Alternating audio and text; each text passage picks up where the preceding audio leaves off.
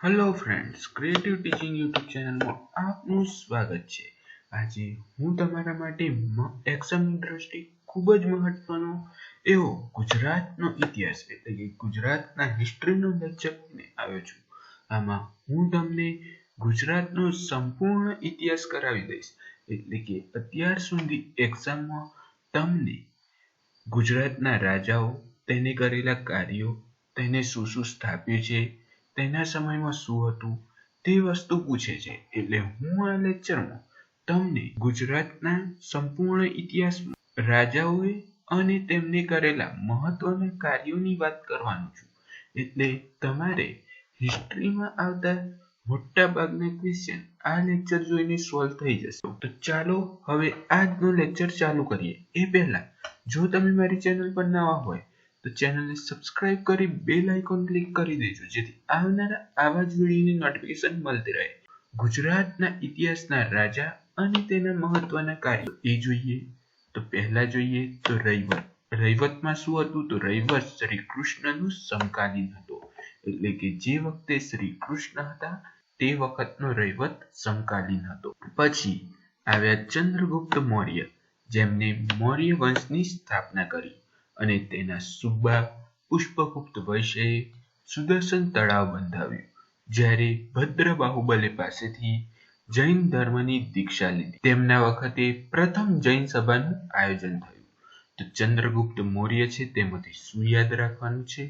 તો ચંદ્રગુપ્ત મૌર્ય હતા તે મૌર્ય વંશના સ્થાપક હતા અને ચંદ્રગુપ્ત મૌર્યનો સુબો હતો પુષ્પગુપ્ત વૈશ્ય, જેને સુદર્શન તળાવ બંધાવ્યું। જ્યારે ચંદ્રગુપ્ત મૌર્યએ જૈન ધર્મનો અંગીકાર કર્યો તે વખતે તેમને ભદ્ર બાહુબલી પાસેથી જૈન ધર્મની દીક્ષા લીધી હતી અને તેમને પ્રથમ જૈન સભાનું આયોજન કર્યું હતું। પછી જોઈએ તો બિંદુસાર। બિંદુસાર પણ મૌર્ય વંશનો જ રાજા હતો અને બિંદુસારને બીજા અમિતઘાત તરીકે પણ ઓળખવામાં આવતો હતો। બિંદુસારના બે રાજદૂત હતા, એક હતા ડાયનેમિક્સ અને બીજો હતો ડાયોનિસ। આ તમારે બિંદુસારમાંથી યાદ રાખવાનું છે કે તેને અમિતઘાત તરીકે પણ ઓળખવામાં આવતો હતો અને ડાયનેમિક્સ અને ડાયોનિસ નામના રાજદૂત પણ તેના દરબારમાં આવેલા હતા। પછી આપણે આગળ જોઈએ તો સમ્રાટ અશોક।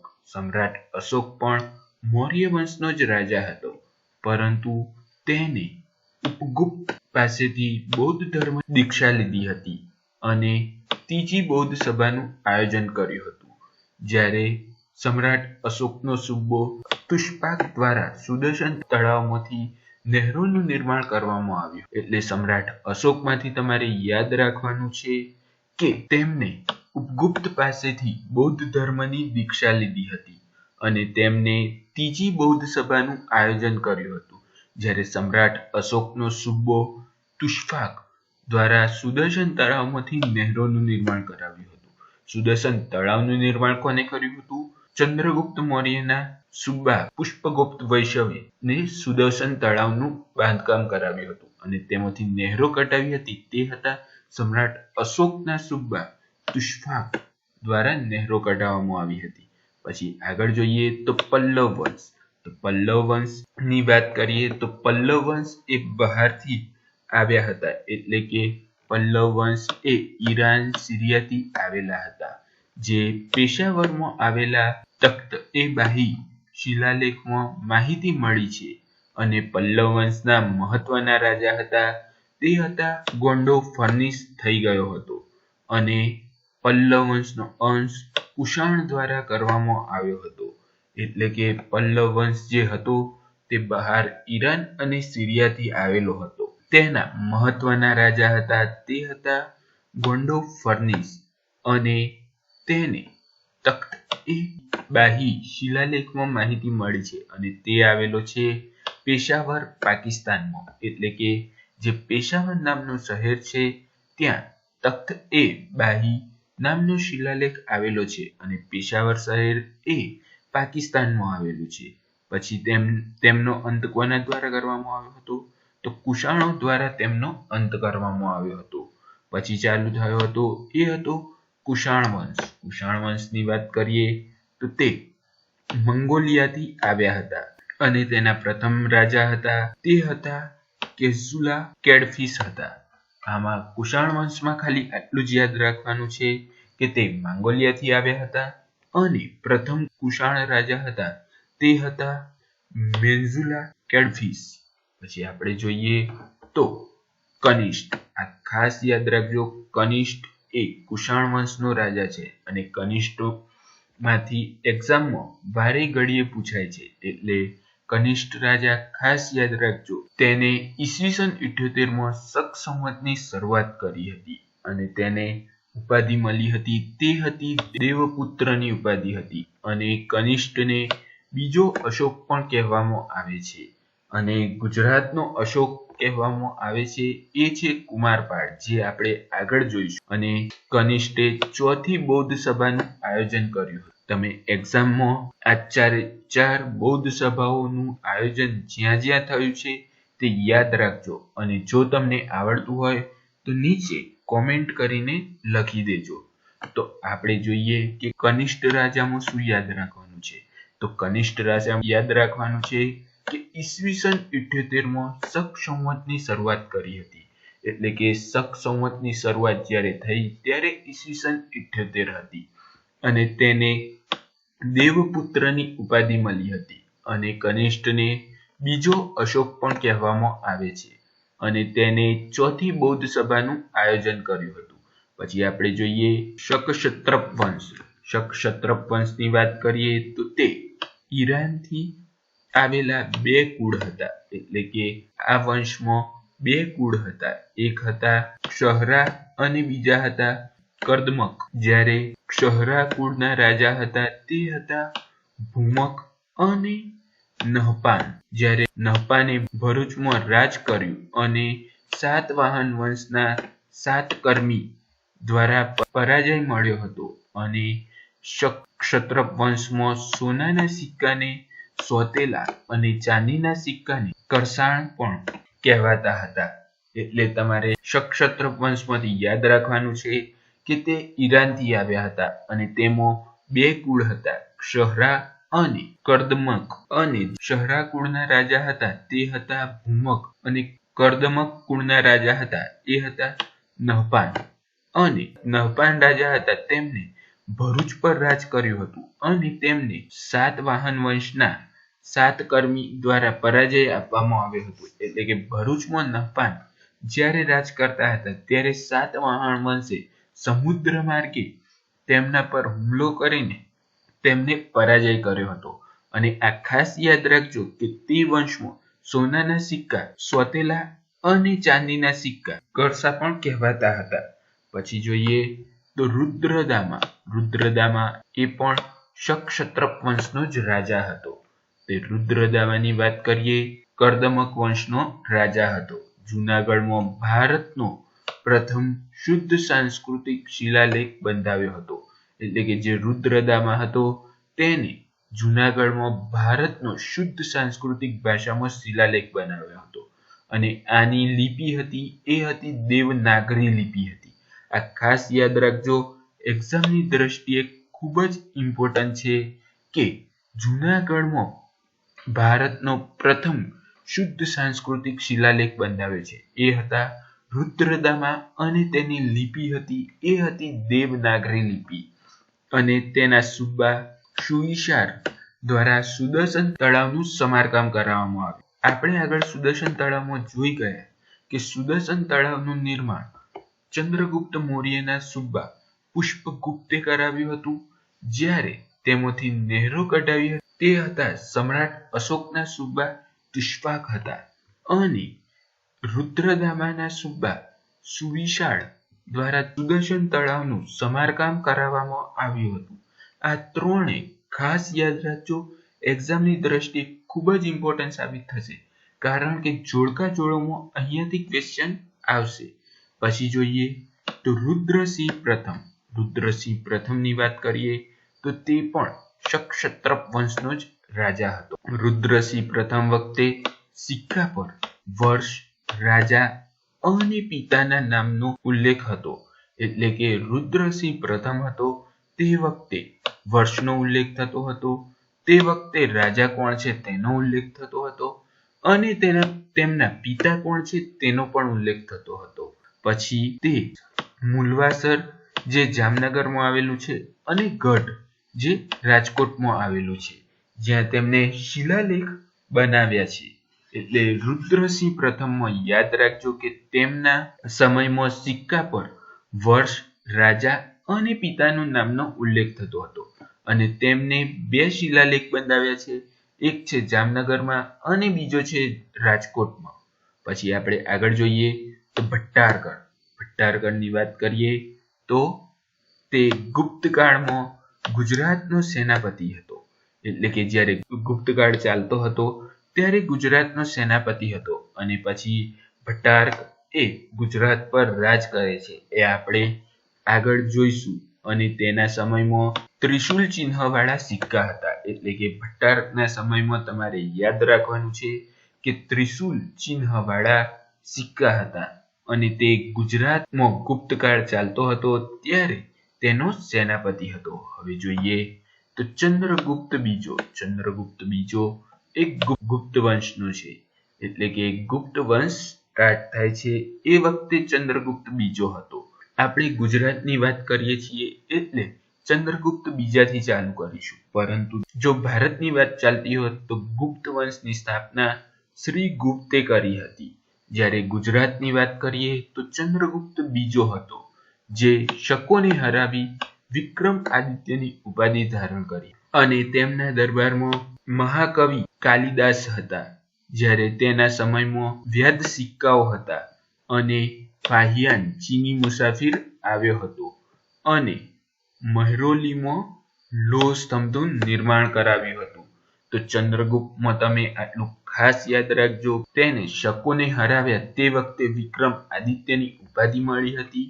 તેના દરબારમાં રાજકવિ મહાકવિ કાલિદાસ હતા. તેના સમયમાં વ્યાધ સિક્કાઓ હતા અને તેના સમયમાં ફાહિયાન ચીની મુસાફરી આવ્યો હતો. આપણે આગળ જોઈશું કે બીજા 2 ચીની મુસાફિર ક્યારે આવ્યા. પછી આગળ જોઈએ તો તેના સમયમાં મહેરૌલીમાં લોહ સ્તંભનું નિર્માણ કરાવ્યું હતું. પછી જોઈએ તો કુમારગુપ્તની વાત કરીએ તો તેને બિહારમાં નાલંદા વિશ્વવિદ્યાપીઠની સ્થાપના કરી હતી, એટલે કે જે કુમારપાળ હતા તેમના સમયમાં નાલંદા વિશ્વવિદ્યાપીઠની સ્થાપના થઈ હતી અને તેમને કાર્તિકેય અને મોરની આકૃતિવાળા સિક્કાઓ હતા, એટલે કે કુમારપાળ હતા તે સમયે કાર્તિકેય અને મોરની આકૃતિવાળા સિક્કા હતા અને તેમને મહેન્દ્રાદિત્યની ઉપાધિ મળી હતી. એટલે કે કુમારગુપ્તમાં યાદ રાખજો કે તેમને બિહારમાં નાલંદા વિદ્યાપીઠની સ્થાપના કરી હતી. આ ગુજરાતમાં નથી, બિહારમાં છે, પરંતુ એક્ઝામમાં વારંવાર પૂછાય છે એટલે મેં અહીંયા કવર કરી લીધી છે કે નાલંદા વિદ્યાપીઠની સ્થાપના કોને કરી, તો તે હતા કુમારગુપ્ત. તેમના સમયમાં કાર્તિકેય અને મોરની આકૃતિવાળા સિક્કા ચાલતા હતા, એટલે કે કુમારગુપ્તના સમયમાં કાર્તિકેય અને મોરની આકૃતિવાળા સિક્કા ચાલતા હતા. જ્યારે તેમને જે ઉપાધિ મળી હતી તે હતા મહેન્દ્રાદિત્યની ઉપાધિ મળી હતી. પછી આપણે આગળ જોઈએ શકનગુપ્તની વાત કરીએ. તેના સુબા પરમાનંદ દત્તના પુત્ર ચક્રપાલ દ્વારા સુદર્શન તળાવ પાસે વિષ્ણુ મંદિર બનાવવામાં આવ્યું. તો આ સુદર્શન તળાવનો ચોથો ક્વેશ્ચન આવી રહ્યો છે કે શકનગુપ્તના સુબા પરમાનંદના પુત્ર ચક્રપાલ દ્વારા સુદર્શન તળાવ પાસે વિષ્ણુ મંદિર બનાવવામાં આવ્યું. એટલે કે સુદર્શન તળાવના જેટલા પણ ક્વેશ્ચન આવે છે એ ખાસ યાદ રાખી લેજો, કારણ કે એક્ઝામની દ્રષ્ટિએ અહીંયાથી એકાદું ક્વેશ્ચન તો પૂછાય જ, કાં તો જોડકા જોડોમાં પૂછાઈ જશે, એટલે તમે યાદ રાખજો.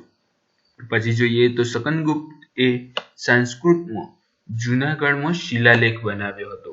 તો શકનગુપ્તમાં આટલું યાદ રાખવાનું છે કે તેના સુબા પરમાનંદ દત્તના પુત્ર ચક્રપાલ દ્વારા સુદર્શન તળાવ પાસે વિષ્ણુ મંદિર બનાવવામાં આવ્યું અને તેને સંસ્કૃતમાં જૂનાગઢમાં શિલાલેખ બનાવ્યો. પછી જોઈએ તો પછી મૈત્રક વંશની સ્થાપના થાય છે. તો મૈત્રક વંશની સ્થાપના કોણ કરે છે? તો ભટ્ટાર્ક તેની સ્થાપના કરે છે. મૈત્રક વંશની સ્થાપના ભટ્ટાર્ક કરે છે, પરંતુ તે સેનાપતિ હોય છે તેની ઉપાધિ છોડતો નથી અને તે સેનાપતિ તરીકે જ ઓળખાય છે. એટલે તે મૈત્રક વંશની સ્થાપના ભટ્ટાર્ક કરે છે અને તેની રાજધાની ગિરિનગરથી વલ્ભી કરાઈ દે છે. એટલે કે પહેલા રાજધાની ગિરિનગર હોય છે અને પછી જ્યારે મૈત્રક વંશ એટલે કે ભટ્ટાર્ક તેની સ્થાપના કરે છે ત્યારે રાજધાની વલ્ભી કરાઈ દે છે. પછી આગળ જોઈએ તો ધરસેન પ્રથમની વાત કરીએ તો તે પણ મૈત્રક વંશનો જ રાજા હતો. તે ભટ્ટાર્કની જેમ સેનાપતિ જ બન્યો રહે છે, રાજા બનતો નથી. એટલે કે ધનસેન પ્રથમ આવ્યો તે પણ ભટ્ટાર્કની જેમ જ સેનાપતિ બનીને જ તે કામ કરે છે. તેને વલ્ભી વિદ્યાપીઠની સ્થાપના કરી હતી. તો આ એક્ઝામમાં ખૂબ જ ઇમ્પોર્ટન્ટ છે કે વલ્ભી વિદ્યાપીઠની સ્થાપના કોને કરી હતી? તો ધનસેને કરી હતી. તો એમ પણ પૂછાય કે વલ્ભી વિદ્યાપીઠની સ્થાપના કયા વંશમાં થઈ હતી? તો તે થઈ હતી મૈત્રક વંશમાં. એ પણ પૂછાય કે ધનસેન પ્રથમ હતો તેને કઈ વિદ્યાપીઠની સ્થાપના કરી હતી? તો વલ્ભી વિદ્યાપીઠની સ્થાપના કરી હતી. તો આ યાદ રાખજો. હવે આપણે આગળ જોઈએ તો દ્રોણસિંહ એ પણ મૈત્રકનો હતો. તેને મહારાજનું પદ ધારણ કર્યું. એટલે કે દ્રોણસેન જે હતો તે સેનાપતિ નહીં પરંતુ મહારાજ બનીને કામ કરવાનું ચાલુ કર્યું. પછી જોઈએ તો ધ્રુવસેન પહેલો એ પણ મૈત્રક વંશનો જ રાજા છે, જેને જૈન ધર્મની બીજી સભા જેમાં ગ્રંથોને લિપિબદ્ધ કરાવ્યા. એટલે કે ધ્રુવસેન જે હતો તેને જૈન સભા બીજી ધર્મસભાનું આયોજન કર્યું અને જેમાં તેના ગ્રંથો હતા તેને લિપિબદ્ધ કરાવ્યા. પછી જોઈએ તો શિલા આદિત્ય પ્રથમ એ પણ મૈત્રક વંશનો જ રાજા છે. તેને ધર્માદિત્યની ઉપાધિ મળી હતી અને મોક્ષ પરિષદનું આયોજન કરતો હતો. એટલે શિલાઆદિત્ય પ્રથમમાંથી તમે યાદ રાખજો કે તેને ધર્માદિત્યની ઉપાધિ મળી હતી અને તે મોક્ષ પરિષદનું આયોજન કરતો હતો. પછી જોઈએ તો ધ્રુવસેન બીજો એ પણ મૈત્રક વંશનો જ રાજા હતો. તેને બાલાઆદિત્યની ઉપાધિ મળી હતી. જ્યારે ધ્રુવસેન હતો ત્યારે હર્ષવર્ધનનો સમકાલીન હતો. એટલે કે હર્ષવર્ધનનું જ્યારે શાસન ચાલતું હતું ત્યારે ધ્રુવસેન બીજાનું પણ શાસન ચાલતું હતું. તેના સમયમાં યાત્રી હ્યુએન ત્સાંગ વલ્ભીની મુલાકાતે આવ્યા હતા. એટલે કે ધ્રુવસેન બીજો જે હતો તે વખતે બીજા ચીની મુસાફિર હ્યુએન ત્સાંગ વલ્ભીની મુલાકાતે આવ્યા હતા. ધ્રુવસેન બીજામાંથી આટલું યાદ રાખજો કે તેને બાલાદિત્યની ઉપાધિ મળી હતી. તે હર્ષવર્ધનનો સમકાલીન હતો અને તેના સમયમાં હ્યુએન ત્સાંગ વલ્ભીની મુલાકાતે આવ્યા હતા. હવે જોઈએ તો ધનસેન ચોથો એ પણ મૈત્રક વંશનો જ હતો. તેના દરબારમાં ભટ્ટાર્ક કાવ્ય અને રાવણવધના રચિતા કવિ ભટ્ટી હતા. જ્યારે તેને મહારાજાધિરાજ અને ચક્રવર્તીનું બિરુદ મળ્યું હતું. તો ધનસેન ચોથામાં યાદ રાખવાનું છે કે તેના દરબારમાં કવિ ભટ્ટિક જેને ભટ્ટી કાવ્ય અને રાવણવધની રચના કરી હતી અને તેને ઉપાધિ મળી હતી તે હતી મહાધિરાજ અને ચક્રવર્તી હતી. હવે આપણે જોઈએ તો શિલા આદિત્ય ત્રીજો તે પણ મૈત્રક વંશનો જ રાજા હતો અને તે અરબ સરદાર ઇસ્માઇલનું ધોધ પર આક્રમણ કર્યું હતું. એટલે કે શિલા આદિત્ય સમયે અરબના સરદાર ઇસ્માઇલનું તેના પર આક્રમણ થયું હતું. પછી આગળ વાત કરીએ તો શિલા આદિત્ય છઠ્ઠો એ પણ મૈત્રક વંશનો જ રાજા હતો અને શિલા આદિત્ય છઠ્ઠાને ઉપાધિ મળી હતી તે હતી અધિરાજ અને તે વખતે અરબના સુબા હાસમ દ્વારા વલ્ભીપુર પર આક્રમણ કરવામાં આવ્યું હતું. એટલે કે શિલા આદિત્ય ત્રીજો જ્યારથી ચાલુ થયો ત્યારથી આક્રમણ થવાના ચાલુ થઈ ગયા હતા. તે વખતે અરબના સરદાર ઇસ્માઇલે આક્રમણ કર્યું હતું અને શિલા આદિત્ય છઠ્ઠા વખતે અરબ સુબા હાસમ દ્વારા વલ્લભીપુરમાં આક્રમણ કરવામાં આવ્યું હતું. પછી આવ્યો શિલા આદિત્ય સાતમો. એ પણ મૈત્રક વંશનો જ રાજા હતો અને શિલા આદિત્ય સાતમો એ મૈત્રક વંશનો અંતિમ રાજા હતો. આ ખાસ યાદ રાખજો કે શિલા આદિત્ય સાતમો એ મૈત્રક વંશનો અંતિમ રાજા હતો. પછી મૈત્રક વંશની સમકાલીન જે વંશ ચાલતો હતો તેમાં હતા હર્ષવર્ધન. તો હર્ષવર્ધનની વાત કરી લઈએ. તેમનો વંશ હતો તે હતો પુષ્પભૂતિ. પુષ્પભૂતિ વંશનો હર્ષવર્ધન એ છેલ્લો રાજા હતો અને તેનું પાટનગર કન્નોજ હતું. જ્યારે સામંતશાહી પ્રથાની શરૂઆત કરી હતી અને તેમના વખતે હ્યુએન ત્સાંગ આવ્યા હતા. એટલે તમે યાદ રાખજો કે હર્ષવર્ધન જે હતો એ પુષ્પભૂતિ વંશનો છેલ્લો રાજા હતો અને હર્ષવર્ધનના સમયમાં કન્નોજ પાટનગર હતું અને તેમને સામંતશાહી પ્રથાની શરૂઆત કરી હતી અને તેમના સમયે હ્યુએન ત્સાંગ આવ્યા હતા. પછી જોઈએ તો હવે આપણે જે વંશની વાત કરવાના છીએ તેમાં ખાલી ને ખાલી હું ચલાવું એટલું જ યાદ રાખવાનું છે, કેમ કે એક્ઝામમાં ફક્ત ને ફક્ત આમાંથી જ પૂછાશે, એટલે તમે જોઈ લેજો.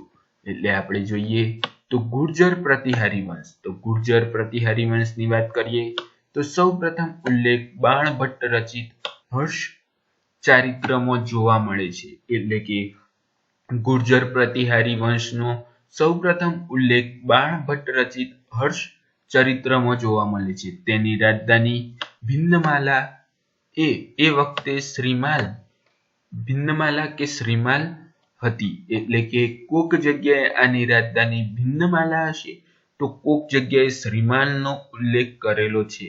એટલે આપણે એક્ઝામની દ્રષ્ટિએ બંને ઇમ્પોર્ટન્ટ સાબિત થાય છે. તો આ વંશના સ્થાપક એટલે કે સત્તાનો સ્થાપક કોણ હતો તો તે હતા નાગભટ્ટ પ્રથમ. આટલું આમાંથી યાદ રાખજો. પછી આવે છે રાષ્ટ્રકૂટ વંશ. તો રાષ્ટ્રકૂટ વંશની વાત કરીએ તો રાજધાની હતી માન્યાખેટ, જે અત્યારે નાસિક છે, અને તેના સ્થાપક હતા દંતીદુર્ગ અને તેનો છેલ્લો રાજા હતો તે હતો કૃષ્ણ અકાલ વર્ષ. પછી વાત કરીએ તો સૌધવ વંશ, જે ધુમાલી પશ્ચિમ સૌરાષ્ટ્ર બાજુ હતો. પછી હતો એ ચાલુક્ય વંશ. ચાલુક્ય વંશ એ દક્ષિણ સૌરાષ્ટ્રમાં હતો. પછી હતો ચાંપ વંશ, એ વઢવાણમાં હતો. પછી હતો ચાવડા વંશ. તો ચાવડા વંશ જે હતો એ હતો પંચાસર અલ્હીણવાડમાં હતો. પછી જોઈએ તો વનરાજ ચાવડા. તો વનરાજ ચાવડાનો જે વંશ હતો એ ચાવડા વંશ હતો. આપણે અગત્યના જે રાજા છે અને વંશ છે તેની જ વાત કરીએ છીએ આમાં, જે એક્ઝામની દ્રષ્ટિએ ખૂબ જ ઇમ્પોર્ટન્ટ છે અને આમાંથી જ વારંવાર ક્વેશ્ચન આવે છે તેની જ વાત કરીએ છીએ. એટલે તમને જો વિડીયો ગમતો હોય તો લાઈક કરજો અને વધુમાં વધુ શેર કરી દેજો, જેથી પાર્ટ 2 જલ્દી આવે. હવે આપણે આગળ વાત કરીએ તો વનરાજ ચાવડા. તો વનરાજ ચાવડા એ ચાવડા વંશના રાજા હતા. તેમને અનહિલપુર પાટણ અને ચાંપાનેરની સ્થાપના કરી હતી. અનહિલપુર પાટણની સ્થાપના કરી હતી તે તેમના મિત્ર અનહિલ ભરવાડની યાદમાં કરી હતી અને ચાંપાનેરની પણ સ્થાપના કરી હતી તે પણ ચાપો વાણિયો, જે તેમનો ખાસ મિત્ર હતો, તેની યાદમાં કરી હતી. અને વનરાજ ચાવડાએ પંચાસર પાર્શ્વનાથનું મંદિર બનાવ્યું હતું. તે ક્યાં છે? પાટણમાં છે. તો પાટણમાં પંચાસર પાર્શ્વનાથનું મંદિર વનરાજ ચાવડાએ બનાવ્યું હતું. હવે જોઈએ તો સામંતસિંહ. સામંતસિંહ એ ચાવડા વંશનો છેલ્લો રાજા હતો. એટલે કે સામંતસિંહ જે છે એ ચાવડા વંશનો છેલ્લો રાજા છે. તે બહેન લીલાદેવી અને રાજાધિરાજ નો પુત્ર મૂળરાજ ભાણિયો એની હત્યા કરે છે અને સોલંકી વંશની સ્થાપના કરે છે. એટલે કે સામંતશાહ જે હતો એ તેની બહેન લીલાદેવી અને તેનો પુત્ર રાજાધિરાજ તે બંનેની હત્યા મૂળરાજ જે હતો તેને કરી कारण के ते भाणियो हतो अने सामंतसिंह हतो ते तेनी बहेन लीलादेवीनो पुत्र राजा राज हतो तेने शासन आपवा मागतो हतो एटले तेने सामंतशाहनी हत्या करी अने तेने गादी मेळवी लीधी। एटले जोईए तो मूळराज सोलंकी सोलंकी वंशनो हतो। तेना मामा सामंतसिंहनी हत्या करी अने गादी मेळवी लीधी। एटले के जे मूळराज हतो ते सामंतसिंह तेना मामा थता हता अने तेनी हत्या करी अने गादी मेळवी लीधी। ज्यारे सोलंकी वंश चालू थयो त्यारे ज गुजरात शब्दनी शरूआत थई। एटले तमने एक्जाम में पूछे तो गुजरात शब्दनी शरूआत क्यारे थई तो सोलंकी वंश चालू थयो त्यारे थई हती। ने ज्यारे मूळराज सोलंकीने कई कई उपाधि आपवामां आवी छे तो एक छे महाराजा धीराज, परम भट्टारकर अने परमेश्वर जेवी उपाधिओ मळेली छे। अने मूळराज सोलंकीए बंधावेला मंदिरो अने स्थापकोनी वात करीए तो मूळनाथ मूलेश्वर महादेव, मूलदेव स्वामी मंदिर, मूळराज वराहिका अने सोमेश्वर त्रिपुरुष प्रसाद। एटले मूळराज सोलंकीमांथी तमे याद राखजो के ते सामंतसिंहनी हत्या करीने गादी मेळवी हती। तेना समयमां गुजरात शब्दनी शरूआत थई हती। तेने महाराजा धीराज, परम भट्टारकर, परमेश्वर जेवी उपाधिओ मळी हती अने तेना समयमां मूळनाथ मूलेश्वर महादेव, मूलदेव स्वामी मंदिर, मूळराज वराहिका अने सोमेश्वर त्रिपुरा प्रसाद जेवा स्थळोनुं बांधकाम थयुं हतुं। पछी आपणे આગળ જોઈએ તો ચામુંડરાજ એ પણ સોલંકી વંશનો રાજા હતો।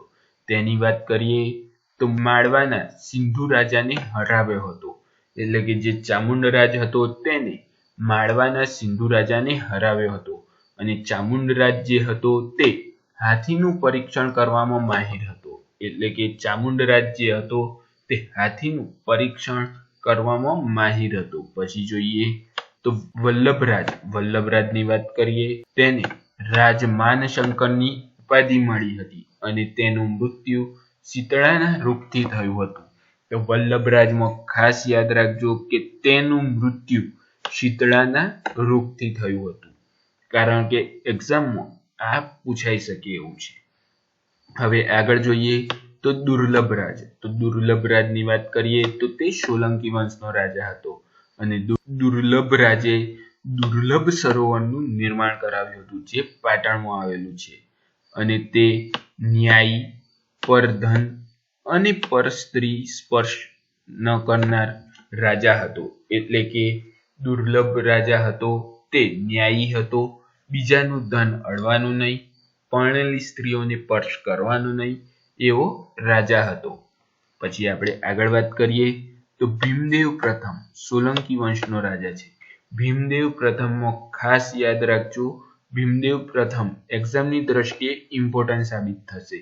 તો ભીમદેવ પ્રથમની વાત કરીએ તો તેના સમયમાં મોહમ્મદ ગઝનીનું ગુજરાત પર આક્રમણ થયું હતું જ્યારે તેને બાણાવડી ભીમ તરીકે પણ ઓળખવામાં આવે છે। તેના સુબા વિમલ શાહે આબુમાં દેલવાડાના ડેરા બંધાવ્યા હતા। આ ખાસ યાદ રાખજો કે ભીમદેવ પ્રથમના સુબા વિમલ શાહે આબુમાં દેલવાડાના ડેરા ચિત્રકૂટ શિખર પર બંધાવ્યા હતા। પછી આગળ બીજા પણ દેલવાડાના ડેરા આવે છે એ પણ યાદ રાખજો। પછી જોઈએ તો મોઢેરામાં સૂર્ય મંદિરનું નિર્માણ કરાવ્યું હતું તે પુષ્પા નદીના કિનારે છે। આ પણ યાદ રાખજો કે ભીમદેવ પ્રથમે સૂર્ય મંદિરનું નિર્માણ કરાવ્યું હતું અને તે મોઢેરામાં આવેલું છે અને પુષ્પાવતી નદીના કિનારે આવેલું। પછી જોઈએ સુમલેશ્વર મહાદેવનું મંદિર ત્રીજી રાણી સુમલ દેવીના નામ પરથી રાખવામાં આવ્યું। એટલે કે જે સુમલેશ્વર મહાદેવનું મંદિર બનાવ્યું તેનું નામ તેની ત્રીજી રાણી સુમલ દેવીના નામ પરથી રાખવામાં આવ્યું જ્યારે તેની પત્ની ઉદયમતીએ રાણકી વાવનું નિર્માણ કરાવ્યું। એટલે કે તેની પત્ની જે ઉદયમતી હતા તેમને ભીમદેવ સોલંકીના સમયમાં રાણકી વાવનું નિર્માણ કરાવ્યું। જ્યારે કીર્તિ તોરણ જે વડનગરમાં આવેલું છે તે ભીમદેવના સમયે થયેલું, એટલે કે કીર્તિ તોરણનું બાંધકામ ભીમદેવ પ્રથમના સમયે થયેલું હતું. તો ભીમદેવમાંથી આટલું યાદ રાખજો કે તેના સમયમાં મોહમ્મદ ગઝનીએ ગુજરાત પર આક્રમણ કર્યું હતું. તેને બાણાવટી ભીમ તરીકે પણ ઓળખવામાં આવે છે અને તેનો સુબો વિમલ શાહ હતો, જેને આબુમાં દેલવાડાના દેરાસર બંધાવ્યા હતા, જ્યારે તેને મોઢેરાનું સૂર્ય મંદિરનું નિર્માણ કરાવ્યું હતું, જે પુષ્પાવતી નદીના કિનારે આવેલું છે. પછી તેની પત્ની ઉદયમતીએ રાણકી વાવનું નિર્માણ કરાવ્યું હતું અને કીર્તિ તોરણ જે વડનગરમાં આવેલું છે તે ભીમદેવ પ્રથમના સમયમાં થયેલું. પછી જોઈએ તો કર્ણદેવ સોલંકી, એ પણ સોલંકી વંશનો રાજા. તેમાં જોઈએ તો તેને ત્રિલોકમલ્લ પરમ મહેશ્વર નું બિરુદ મળેલું હતું. એટલે કે કર્ણદેવને કયા કયા બિરુદ મળે છે એ જ યાદ રાખવાનું છે. એક છે ત્રિલોક્યમલ્ય અને પરમ મહેશ્વર. પછી જોઈએ તો મીનળ દેવીને બીજા માણલ્લા દેવી તરીકે પણ ઓળખવામાં આવે છે. તો મીનળ દેવીની વાત કરીએ તો તેમને ધોળકામાં મલાવ તળાવ અને વિરમગામમાં મનુસર તળાવ બંધાવ્યું હતું. તેમને સિદ્ધરાજ જયસિંહ પાસે સોમનાથ યાત્રા વેલો માફ કરાવ્યો હતો. એટલે કે જે મીનળ દેવી હતા તેમના સમયે તેમને ધોળકામાં માલવ તળાવ બંધાવ્યું હતું અને વિરમગામમાં મુનસર તળાવ બંધાવ્યું હતું અને સિદ્ધરાજ જયસિંહને કહીને તેમને સોમનાથ પરનો જે યાત્રાવેરો હતો તે પણ માફ કરાવ્યો હતો.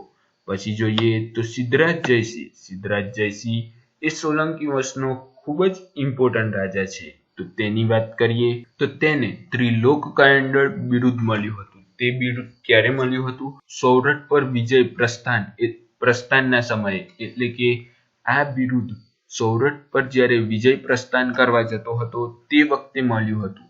પછી સિદ્ધ ચક્રવર્તી બિરુદ ક્યારે મળ્યું હતું? જ્યારે સૌરાષ્ટ્ર પરથી વિજય પ્રાપ્ત કરીને આવ્યો ત્યારે તેને સિદ્ધ ચક્રવર્તી બિરુદ મળ્યું હતું. પછી અવંતિકાનાથ બિરુદ મળ્યું હતું. તો અવંતિકાનાથ બિરુદ ક્યારે મળ્યું હતું? તો માળવાના રાજા યશોવર્માને હરાવીને આવ્યો ત્યારે. પછી બર્બક જીષ્ણુનું બિરુદ ક્યારે મળ્યું હતું? તો તે બર્બક નામના રાક્ષસને હરાવીને આવ્યો ત્યારે. અને લોકકથામાં તે સાધરા જેસંગ તરીકે પ્રખ્યાત છે. તો તમારે સિદ્ધરાજ જયસિંહના બિરુદો ખાસ યાદ રાખવાના છે, જે છે ત્રિલોકકાયંગળ, સિદ્ધરાજ ચક્રવર્તી, અવંતિકાનાથ, બર્બક જીષ્ણુ ને લોકકથા પ્રમાણે સાધરા જેસંગ તરીકે ઓળખવામાં આવે છે. આટલા બિરુદો યાદ રાખજો. પછી તેમના સમયમાં રુદ્રમહેલનું કામ પૂર્ણ કરાવ્યું અને સહસ્ત્રલિંગ તળાવ પર એમને 108 શિવલિંગો બંધાવ્યા. એટલે કે સિદ્ધરાજ જયસિંહ વખત રુદ્રમહેલનું કામ પણ પૂરું થયું અને સહસ્ત્રલિંગ જે તળાવ હતું તેના પર 108 શિવલિંગો પણ બંધાવ્યા.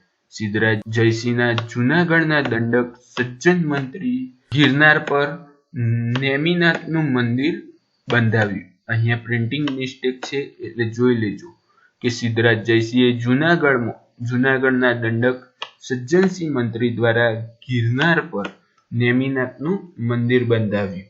પછી જોઈએ તો પ્રજ્ઞાચક્ષુ કવિ શ્રીપાલ ને પોતાનો ભાઈ માનતા હતા. એટલે કે જે કવિ શ્રીપાલ હતા તેને સિદ્ધરાજ જયસિંહ પોતાનો ભાઈ માનતા હતા. હેમચંદ્રા રચિત સિદ્ધ હેમ શબ્દાનુશાસન ગ્રંથ ને શ્રીકલ નામના હાથીથી અંબાડી પર મૂકી પોતે પગપાલા ચાલી શોભાયાત્રા કાઢી હતી. એટલે કે તેમના સમયમાં હેમચંદ્રાએ રચિત સિદ્ધ હેમ શબ્દાનુશાસન નામનો ગુજરાતી ગ્રંથ હતો. તેને શ્રીકલ નામના હાથી પર બેસાડી અને પોતે પગપાળા ચાલી અને શોભાયાત્રા કાઢી હતી. તો સિદ્ધરાજ જયસિંહમાંથી આટલું યાદ રાખી લેજો. હવે જોઈએ કુમારપાળ. તો કુમારપાળ એ પણ સોલંકી વંશનો રાજા હતો. તો કુમારપાળની વાત કરીએ તો સિદ્ધરાજ જયસિંહનો પિતરાઈ ભાઈ હતો અને તેને ગુજરાતના અશોક તરીકે પણ ઓળખવામાં આવે છે. તો આ યાદ રાખજો કે કુમારપાળને ગુજરાતનો અશોક કહેવામાં આવે છે અને તેને મળેલી ઉપાધિ છે એ છે પરમા મહેશ્વર, વિચાર ચતુર્મુખી જેવી ઉપાધિઓ મળે છે. એટલે કે કુમારપાળને ગુજરાતના અશોકની ઉપાધિ મળી છે, પરમા મહેશ્વરની ઉપાધિ મળી છે, વિચારુ ચતુર્મુખીની ઉપાધિ મળી છે. પછી જોઈએ તો પ્રભાસ પાટણમાં પાર્શ્વનાથનું મંદિર તથા તારંગામાં અજીતનાથનું મંદિર બંધાવ્યું. એટલે કે કુમારપાળે પાર્શ્વનાથનું મંદિર અને અજીતનાથનું મંદિર બંધાવ્યું. જ્યારે તેના સમયમાં પટોળા બનાવવાની કળા વિકસી. એટલે કે કુમારપાળના સમયમાં પટોળા બનાવવાની કળા ખૂબ જ વિકસી હતી. એટલે એક્ઝામમાં પૂછાય કે કોના સમયમાં પટોળા બનાવવાની કળા વિકસી હતી, તો તે આવશે કુમારપાળના સમયમાં.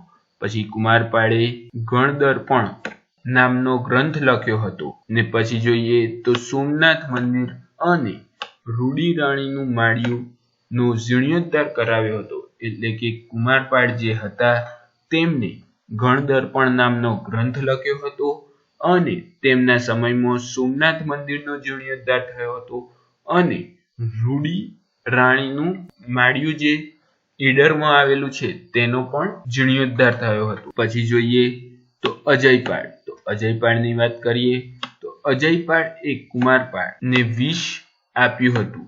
એટલે કે અજયપાળે કુમારપાળને દોહિત્રીને ગાદી આપવા માંગતા હતા, એટલે વિષ આપીને મારી નાખ્યા હતા. એટલે કે જે કુમારપાળ હતા તે દોહિત્રીને ગાદી આપવા માંગતા હતા, એટલે અજયપાળે તેમનું વિષ આપીને મૃત્યુ કર્યું હતું. તેમને પૂર્વજોના પ્રસાદનો નાશ કર્યો હતો. મંત્રી કરપદી, કવિ રામચંદ્ર અને આમ્રભટ્ટને મારી નાખ્યા હતા. એટલે કે જે અજયપાળ હતો તેમને ખૂબ જ નકારાત્મક રાજા કહેવાય કે તેને અજયપાળને પણ મારી નાખ્યા. તેમના પૂર્વજો જે હતા, પૂર્વજના પ્રસાદ હતા જે મંત્રી કરપદી, કવિ રામેશ્વર અને આમ્રભટ્ટને પણ મારી નાખ્યા હતા. પછી આવ્યો તે હતો મૂળરાજ બીજો. મૂળરાજ બીજો આ સમયે મોહમ્મદ ગોરીએ ગુજરાત પર આક્રમણ કર્યું હતું. જ્યારે મૂળરાજ બીજો આવ્યો ત્યારે મોહમ્મદ ગોરી હતો તેને ગુજરાત પર આક્રમણ કર્યું હતું. આ સમયે ગુજરાતમાં દુષ્કાળ પડ્યો હતો. એટલે કે મૂળરાજ બીજો આવ્યો તે સમયે ગુજરાતમાં દુષ્કાળ પડ્યો હતો. પછી ભીમદેવ બીજો. ભીમદેવ બીજાની વાત કરીએ તો કુતુબુદ્દીન ઐબક પાટણ પર ચઢાઈ કરી હતી. એટલે કે જ્યારે ભીમદેવ બીજો આવ્યો ત્યારે કુતુબુદ્દીન ઐયતે પાટણ પર ચઢાઈ કરી હતી અને ભીમરાજ બીજાને ભોળા ભીમ તરીકે પણ ઓળખવામાં આવે છે. પછી જોઈએ તો ત્રિભુવનપાળ. તો ત્રિભુવનપાળની વાત કરીએ તો તે સોલંકી વંશનો અંતિમ રાજા હતો. એટલે કે ત્રિભુવનપાળ એ સોલંકી વંશનો અંતિમ રાજા હતો અને વિસલાદેવે ત્રિભુવનપાળને હરાવી અને વાઘેલા વંશની શરૂઆત કરી હતી. તો આ યાદ રાખજો કે ત્રિભુવનદાસ એ સોલંકી કાળનો અંતિમ રાજા હતો અને ભીષમદેવે ત્રિભુવનપાળને હરાવી અને વાઘેલા વંશની શરૂઆત કરી. પછી વાઘેલા વંશની વાત કરીએ. અર્ણરાજને વાઘેલા નામનું ગામ ભેટ કર્યું છે અને અર્ણરાજાએ કુમારપાળના માસીના દીકરા છે. એટલે કે જે કુમારપાળ હતા તેમને અર્ણો રાજા હતા તેમને વાઘેલા નામનું ગામ ભેટ કર્યું હતું અને જે અર્ણોહાર હતા એ કુમારપાળના માસીના દીકરા હતા. આ વંશના પ્રથમ પુરુષ હતા એ અર્ણોરાજ હતા. આ યાદ રાખજો કે તે આ વંશના પ્રથમ પુરુષ હતા તે હતા અર્ણોરાજનો પુત્ર હતો એ હતો લવણ પ્રસાદ હતો. પછી જોઈએ લવણ પ્રસાદે શું કર્યું. તો લવણ પ્રસાદે ભીમદેવ બીજાએ ઢોલકને દંડનાયક સામંત તરીકે નિમ્યો. એટલે કે જે ભીમરાજ બીજો હતો તેને મુખ્ય દંડનાયક તરીકે નિમવામાં આવ્યો અને લવણ પ્રસાદને બે પુત્ર હતા, વિરમદેવ જેમના નામે વિરમગામ બનાવ્યું અને વીરાધવન હતો. લવણ પ્રસાદમાં આટલું યાદ રાખજો. પછી વીરાધવનને પણ બે પુત્ર હતા, એક હતો વિશલદેવ અને બીજો હતો પ્રતાપદેવ.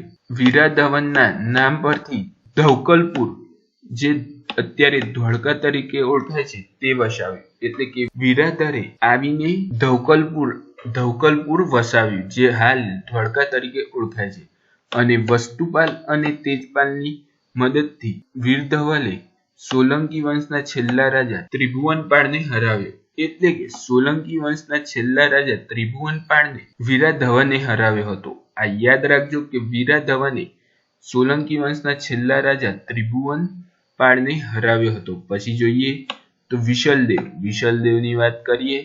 આના સમયમાં 56 દુકાળ પડ્યો હતો. આગળ આપણે જોયું કે મૂળરાજ બીજાના સમયમાં ખાલી ગુજરાતમાં દુકાળ પડ્યો હતો, પરંતુ વિશલદેવના સમયમાં 56 દુકાળ પડ્યો હતો અને તેમને ડભોઈના કિલ્લાનો જીર્ણોદ્ધાર કર્યો અને કડક તળાવનું નિર્માણ કરાયું. તો આ યાદ રાખજો કે વિશલદેવ છે તેમના સમયમાં ડભોઈના કિલ્લાનો જીર્ણોદ્ધાર થયો હતો અને કડક તળાવનું નિર્માણ થયું હતું. પછી જોઈએ તો વિશલદેવને કયા કયા બિરુદ મળ્યા છે? તો અભિનવ, સિદ્ધાર્થ, અપરાજુન અને રજનારાયણ જેવા બિરુદ મળ્યા છે. તો વિષમદેવમાંથી આટલું યાદ રાખજો. હવે જોઈએ તો વસ્તુપાલ અને તેજપાલ. તો વસ્તુપાલ અને તેજપાલની વાત કરીએ તો વસ્તુપાલ એ મોટો હતો અને તેજપાલ એ નાનો હતો. આ બંને વાણિયા જ્ઞાતિમાં જન્મ્યા હતા. એટલે કે વસ્તુપાલ અને તેજપાલ એ બંને હતા તે વાણિયા જ્ઞાતિમાં જન્મ્યા હતા. જ્યારે વસ્તુપાળની પત્ની હતી તે હતી લલિતા દેવી અને તેજપાલની પત્ની હતી એ હતી અનુપમા દેવી. લલિતા દેવી અને અનુપમા દેવી એ બે દેરાણી જેઠાણી હતા. એટલે પછી આગળ જોઈએ તો કવિ કૌમુદીએ પોતાની કૃતિ કીર્તિ કૌમુદીમાં વસ્તુપાલનું જીવન ચારિત્ર લખ્યું છે. એટલે કે વસ્તુપાલનું જીવન ચારિત્ર આપણને ક્યાંથી મળે છે? તો કીર્તિ કૌમુદીમાંથી. વસ્તુપાળને કુરચાલ સરસ્વતી, કવિ કુંજ, કવિ ચક્ર, સરસ્વતી, મહાકવિ, લઘુ ભોજરાજ આ બધા પુસ્તકો લખ્યા હતા. જ્યારે વસ્તુપાળે આદિત્યનાથ સ્ત્રોત, નરનારાયણ નંદ, આરાધના જેવા મહાકાવ્યો પણ લખ્યા હતા. એટલે કે વસ્તુપાળ જે હતો તે બહુ મોટો લેખક હતો. પછી જોઈએ તો ધોળકામાં આદિનાથનું મંદિર, આબુ પર નોમીનાથનું મંદિર, પિતાની યાદમાં અશ્વરાજ રજવિહારી. એટલે કે વસ્તુપાળ અને તેજપાળે ધોળકામાં આદિનાથનું મંદિર બંધાવ્યું હતું, આબુમાં નોમીનાથનું મંદિર બનાવ્યું હતું અને પિતાની યાદમાં અશ્વરાજ વિહારી પણ બંધાવ્યું હતું. અને પત્ની માટે આબુમાં દેરાણી જેઠાણીના ગોખલા, જેને દેલવાડાના દેરા તરીકે ઓળખવામાં આવે છે. એટલે કે વસ્તુપાળ અને તેજપાળ બંને તેમની પત્ની માટે આબુમાં દેરાણી જેઠાણીના ગોખલા બનાવ્યા હતા, જેને દેલવાડાના દેરા તરીકે ઓળખવામાં આવે છે. અને પછી તેમને પાલીતાણામાં જૈન દેરાસર પણ બંધાવ્યું હતું. એટલે કે વસ્તુપાલ અને તેજપાલમાં તમે આટલું યાદ રાખી લેજો, એટલે એક્ઝામમાં તમને ઉપયોગી સાબિત થાય. તો પછી આગળ જોઈએ તો અર્જુનદેવ. તો અર્જુનદેવની વાત કરીએ. અર્જુનદેવ એ વાઘેલા વંશના રાજા હતા અને તેમાંથી ખાલી એક જ વસ્તુ યાદ રાખવાનું છે, ગિરનાર પર પાર્શ્વનાથનું મંદિર બંધાવ્યું હતું. એટલે કે અર્જુનદેવે ગિરનારમાં પાર્શ્વનાથનું મંદિર બનાવ્યું હતું. પછી વાત કરીએ તો સારંગદેવ. એ પણ વાઘેલા વંશના જ રાજા છે. તો તેમની વાત કરીએ તો તેમને સોમનાથ મંદિરનો જીર્ણોદ્ધાર કરાવ્યો હતો. એટલે કે જ્યારે આક્રમણ થયું તે સમયે સોમનાથ મંદિર તૂટી ગયું હતું અને પછી તેમને સોમનાથ મંદિરનો જીર્ણોદ્ધાર કર્યો હતો. અને સારંગદેવને કયા કયા બિરુદ મળ્યા છે? તો તે મળ્યા છે એ છે લક્ષ્મી સ્વયંવર, માલવધાર ધૂમકેતુ, પરમ ભટ્ટારકર, સપ્તચક્રી જેવા બિરુદો મળ્યા છે.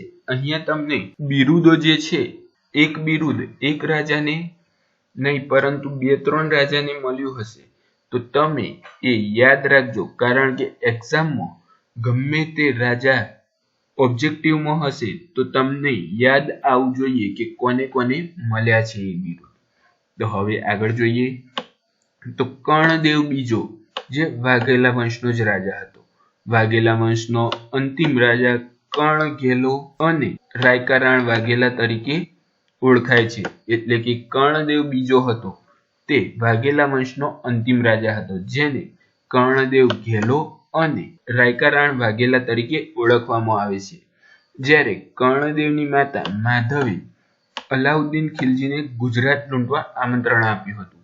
એટલે કે જે કર્ણદેવની માતા હતી મહાદેવ, તેને જ અલાઉદ્દીન ખિલજીને ગુજરાત પર આક્રમણ કરવા એટલે ગુજરાતને લૂંટવાનું આમંત્રણ આપ્યું હતું. આ સાથે જ વાઘેલા વંશનો અંત થાય છે અને હિન્દુ શાસનનો પણ ગુજરાત પરથી અંત થાય છે.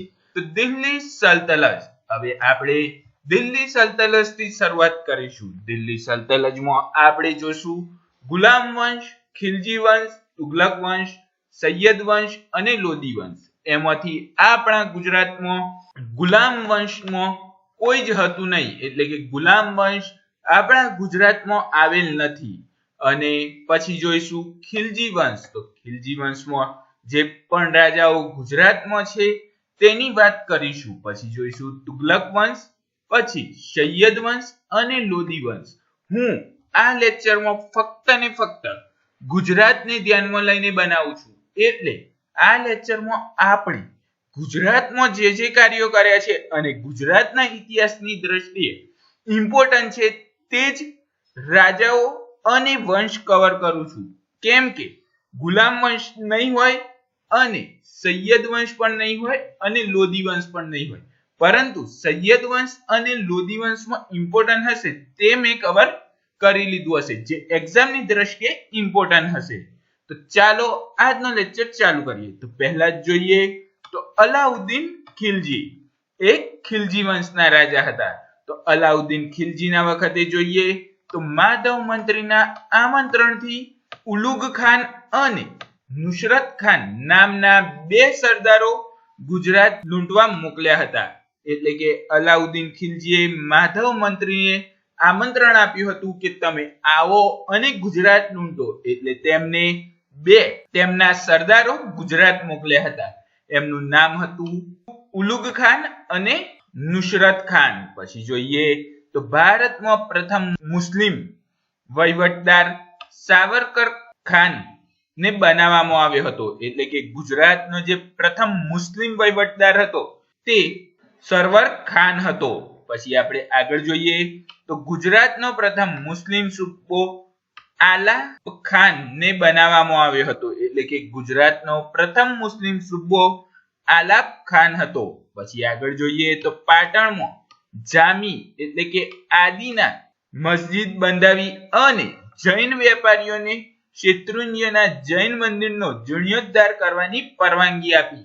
એટલે કે અલાઉદ્દીન ખિલજીએ પાટણમાં જામી મસ્જિદ બંધાવી અને જૈન જે વેપારીઓ હતા તેમને શેત્રુંજ્યના જૈન મંદિરનો જીર્ણોદ્ધાર કરવાની પરવાનગી આપી. એટલે કે વેપારીઓએ કીધું હતું કે અમારું જે શેત્રુંજ્ય પર જૈન મંદિર છે તેનો જીર્ણોદ્ધાર કરવાની પરવાનગી આપો. તો અલાઉદ્દીન ખિલજીએ તેમને આપી હતી. પછી આપણે આગળ વાત કરીએ તો મલ્લિક કાફુરે આલાપ ખાન વિરુદ્ધ અલાઉદ્દીનને ફરિયાદ કરતા તેની હત્યા કરી હતી. એટલે કે મલ્લિક કાફુર જે હતો તેને આલાપ ખાનની વિરુદ્ધ અલાઉદ્દીન ખિલજીને ફરિયાદ કરી હતી, એટલે તેની હત્યા કરી હતી. પછી આપણે આગળ વાત કરીએ તો આગળ જોઈએ તો મોહમ્મદ તુગલક, તે પણ તુગલક વંશનો રાજા હતો. તો મોહમ્મદ તુગલકની વાત કરીએ તો મોહમ્મદ તુગલકના સમયમાં મોરક્કોથી આવેલ આફ્રિકી પ્રવાસી ઇબન બતુતાએ ગુજરાતમાં ખંભાતનો પ્રવાસ કર્યો હતો. એટલે કે મોહમ્મદ તુગલકના સમયે મોરક્કોથી આવેલો આફ્રિકન પ્રવાસી ઇબન બતુતાએ ગુજરાતનો ખંભાત પ્રવાસ કર્યો હતો. પછી જોઈએ તો કાજીના જલાલના નેતૃત્વમાં અફઘાનો ગુજરાત પર બળવો કર્યો હતો. એટલે કે મોહમ્મદ તુગલકના સમયમાં કાજી જલાલના નેતૃત્વ હેઠળ અફઘાનીઓ જે હતા તેમને ગુજરાત પર બળવો કર્યો હતો અને મોહમ્મદ તુગલકનું મોત ક્ષયના રોગના કારણે થયું હતું. પછી આપણે આગળ જોઈએ તો ફિરોઝ તુગલક. તો ફિરોઝ તુગલકની વાત કરીએ તો તે પણ તુગલક વંશના રાજા હતા. અને ફિરોઝ તુગલકના સમયમાં શું શું થયું હતું? તો ફિરોઝ તુગલકના સમયમાં આ સમયે ઝફર ખાને સોમનાથ પર ચડાઈ કરી હતી અને હરમસિંહજી ગોહેલ અને વેગડા ભીલ રક્ષા કરવા માટે શહીદ થયા હતા, જેની અત્યારે સોમનાથના પ્રાંગણમાં હમીર સિંહજી ગોહિલની પ્રતિમા છે, એટલે કે આ સમયે ઝફર ખાને સોમનાથ પર ચડાઈ કરી હતી અને તે ચડાઈમાં હમીર સિંહ ગોહિલ અને વેગળા ભીલ સોમનાથની રક્ષા કરતા કરતા શહીદ થઈ ગયા હતા, જેમાંથી ત્યાં સોમનાથના મંદિરના પ્રાંગણમાં હમીરસિંહ ગોહિલ જે છે તેમની પ્રતિમા પણ મૂકવામાં આવી છે. પછી આપણે આગળ વાત કરીએ તો ઉપરની ચડાઈનું વર્ણન ઝવેરચંદ મેઘાણીએ સૌરાષ્ટ્ર રસધારમાં વર્ણન કરેલો છે, એટલે કે જે સોમનાથ પર ચડાઈ કરી છે તેનું વર્ણન ઝવેરચંદ મેઘાણીએ સૌરાષ્ટ્રની રસગાથામાં તેનું વર્ણન પણ કરેલું છે. પછી આપણે આગળ જોઈએ તો આગળ વાત કરીએ તો નસરુદ્દીન મોહમ્મદ શાહ તુગલક. હવે આવ્યા નસરુદ્દીન મોહમ્મદ શાહ તુગલક, જે પણ તુગલક વંશના રાજા હતા. તો તેમને શું કર્યું હતું? તો તેમને ગુજરાતના નિઝામ તરીકે ઝફર ખાનની નિમણૂક કરી હતી અને તૈમુર લંગે દિલ્હી પર આક્રમણ કરતા ઝફર ખાન પોતાને સ્વતંત્ર રાજા ઘોષિત કરે છે અને આમ ગુજરાતમાં સ્વાતંત્ર્ય સંકલનની સ્થાપના થાય છે. એટલે કે નસીબુદ્દીન મોહમ્મદ તુગલક હતા તે વખતે ગુજરાતના નાઝીમ તરીકે ઝફર ખાનની નિમણૂક કરી હતી અને તૈમુર લંગે દિલ્હી પર આક્રમણ કર્યું અને જે ઝફર ખાનની નિમણૂક કરી હતી તે પોતાને સ્વતંત્ર રાજા ઘોષિત કરી દે છે, એટલે કે ગુજરાતનો હું રાજા છું તેમ ઘોષિત કરી દે છે અને તે વખતે ગુજરાતમાં સ્વાતંત્ર્ય સંકલનની સ્થાપના થઈ જાય છે. એટલે કે સ્વાતંત્ર્ય સંકલનની સ્થાપના ઝફર ખાન પોતાને સ્વતંત્ર રાજા ઘોષિત કરીને કરી દે છે. પછી આપણે આગળ જોઈએ તો આ ચાર્ટ આપેલો છે, જેમાં સમજાવેલું છે કે કયો રાજાનો સમય કયા સમય પ્રમાણે હતો. તમે આ ચાર્ટ હું આગળના બધા રાજા સમજાવી દઉં પછી એકવાર જોઈ લેજો, જેથી કરીને તમને ખબર પડી જશે કે કયા ટાઈમ પર કયો રાજા હતો અને કોણ રાજા બન્યું છે, કોણ નથી બન્યું રાજા, તે પણ તમને આસાનીથી ખબર પડી જશે. તો ચાલો હવે આપણે આગળ વધીએ તો વાત કરીએ ગુજરાત સ્વતંત્ર સંકલનની શરૂઆત. તો ગુજરાત સ્વતંત્ર સંકલનની શરૂઆત ક્યારે થઈ? તો ગુજરાત સ્વતંત્ર સંકલનની શરૂઆત મોહમ્મદ શાહ પ્રથમે કરી, જેમનું નામ તારાક ખાન હતું. આમાં તમને ઓરિજિનલ નામ હશે અને જે વખતે ગાદી પર બેઠો તે વખતનું નામ અલગ હશે અને ઓરિજિનલ નામ અલગ હશે. એટલે આમાં તમારે ખાસ યાદ રાખવાનું છે મોહમ્મદ શાહ પ્રથમ, એટલે કે તાતર ખાન કહેવાય છે. તો તેના સમયમાં શું થયું? તો ઝફર ખાનનો પુત્ર જેને પોતાના પિતાને કેદી બનાવ્યા, પણ ઝફર ખાને પોતાના નાના ભાઈ શમશાર દમદાની મદદ લઈને પોતાના પુત્રની હત્યા કરવાની આઝાદ કરાવ્યો. એટલે કે જે ઝફર ખાન હતો તેનો પુત્ર મોહમ્મદ શાહ પ્રથમે તેને કેદી બનાવ્યો અને ઝફર ખાને પોતાના નાના ભાઈ શમશાન ખાન દમદાની મદદ લઈને પોતાના પુત્રની હત્યા કરાવવાની આઝાદ કરાવ્યો. એટલે કે મોહમ્મદ શાહે પોતાના જ પુત્રની હત્યા કરાવીને આઝાદ કરાવ્યો. અને પછી જોઈએ તો આમ આઝીમ ઝફર ખાન ગુજરાતના પ્રથમ સ્વતંત્ર શાસક બન્યા. એટલે કે આવી રીતે નાઝીમ ઝફર ખાન જે હતા એક ગુજરાતના પ્રથમ સ્વતંત્ર સલ્તનતના શાસક બન્યા હતા. પરંતુ ગુજરાતમાં સત્તાવાર સુલતાન તેનો પુત્ર તાતર ખાન બન્યો હતો. એટલે કે આમ આ રીતે નાઝીમ ઝફર ખાન હતા તે ગુજરાતના પ્રથમ સ્વતંત્ર શાસક બન્યા હતા. પરંતુ ઝફર ખાનના પુત્રએ તેના પિતાને કેદી બનાવી અને પોતે શાસન કરતો હતો. એટલે સત્તાવાર રીતે તારા ખાન સ્વતંત્ર સલ્તનતના પ્રથમ શાસક બન્યા હતા. પછી આપણે આગળ વાત કરીએ તો મુઝફ્ફર શાહ પહેલો, એટલે કે ઝફર ખાન. મુઝફ્ફર શાહ પહેલો જે છે એ ઝફર ખાન. તો ઝફર ખાનના વખતની વાત કરીએ તો વીરપુરમાં પોતાના નામના સિક્કા પડાવ્યા. એટલે કે ઝફર ખાન જ્યારે તે શાસન કરવા આવ્યો ત્યારે વીરપુરમાં પોતાના નામના સિક્કા બનાવ્યા. પછી માંડવા જીતી અને ત્યાંથી શાસન તરીકે શમસ ખાન દમદાનીની નિમ્યો. એટલે કે માંડવા જીતી લીધું અને ત્યાં શાસક તરીકે શમસ ખાન દમદાનીની નિયુક્તિ કરી અને અંતે પોતાનો બધો વહીવટ તારા ખાનના પુત્ર અહમદ શાહને આપ્યો. પોતે રાજા પરથી એ કરીને તારા ખાનના પુત્ર અહમદ શાહને પોતાનું બધું જ રાજ્ય સોંપી દીધું. હવે આપણે આગળ વાત કરીએ તો આગળ જોઈએ તો અહમદ શાહ પ્રથમ. તો અહમદ શાહ પ્રથમનું નામ છે નસરુદ્દીન અહમદ શાહ. તમે આગળ પણ આવું નામ સાંભળ્યું હશે. તે હતું નસરુદ્દીન મોહમ્મદ શાહ તુગલક હતું અને આમાં છે તે છે નસરુદ્દીન અહમદ શાહ. એટલે નામ ખાસ યાદ રાખજો, કારણ કે એક્ઝામમાં નામ પૂછાશે. તો આપણે વાત કરીએ તો અહમદ શાહ પ્રથમના સમયમાં શું થયું હતું. તો અહમદ શાહ પ્રથમના સમયમાં ઝફર ખાનનો પૌત્ર અને તારા ખાનનો પૌત્ર છે. એટલે કે ઝફર ખાનનો પૌત્ર અને તારા ખાનનો પુત્ર એ નસરુદ્દીન અહમદ શાહ એટલે કે અહમદ શાહ પ્રથમ છે. તેને ઈસવીસન 1411 માં સાબરમતીના કિનારે અમદાવાદની સ્થાપના કરી અને તેને રાજધાની પાટણથી બદલીને અમદાવાદ ખસેડી. એટલે કે જે અહમદ શાહ પ્રથમ હતો તેને ઈસવીસન 1411 માં સાબરમતીના કિનારે અમદાવાદની સ્થાપના કરી અને તેને રાજધાની જે પહેલા પાટણ હતી તેને ખસેડીને અમદાવાદ લાવ્યો. પછી વાત કરીએ તો પછી તેને મોતીચંદ અને માણેકચંદ એમ બે વાણિયાને પ્રધાન બનાવ્યા હતા. એટલે કે મોતીચંદ અને માણેકચંદ બે હતા તે તેના દરબારમાં પ્રધાન હતા અને ગુજરાતમાં સ્વાતંત્ર્ય સલ્તનતનો ખરી સ્થાપના કરી. એટલે કે ગુજરાતમાં જે સ્વાતંત્ર્ય સલ્તનત હતી તેની ખરી સ્થાપના અહમદ શાહ પ્રથમ એટલે કે નસરુદ્દીન અહમદ શાહે કરી. પછી આપણે આગળ વાત કરીએ તો ઈસવીસન 1426 માં હાથમતી નદીના કિનારે અહમદનગર વસાવ્યું, જે આજે હિંમતનગર કહેવાય છે. એટલે આ ખાસ યાદ રાખજો, એક્ઝામમાં પૂછાય છે કે ઈસવીસન 1426 માં હાથમતીના કિનારે કયું નગર વસાવ્યું? અહમદનગર. અને અહમદનગરનું હાલનું નામ હિંમતનગર છે, અમદાવાદ નહીં. આ પણ ખાસ યાદ રાખજો.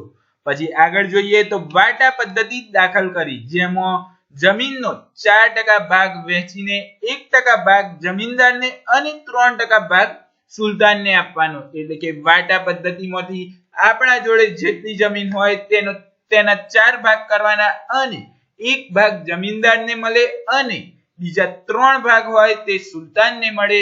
તે રીતનું નસરુદ્દીન શાહે એવી પદ્ધતિ દાખલ કરી, જેને વાટા પદ્ધતિ કહેવાય છે.